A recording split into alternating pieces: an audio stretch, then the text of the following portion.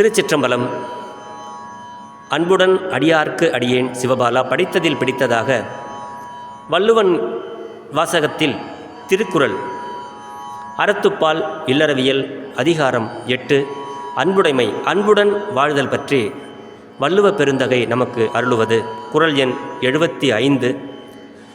அன்புற்று அமர்ந்த வழக்கென்ப வையத்து இன்புற்றார் எய்தும் சிறப்பு.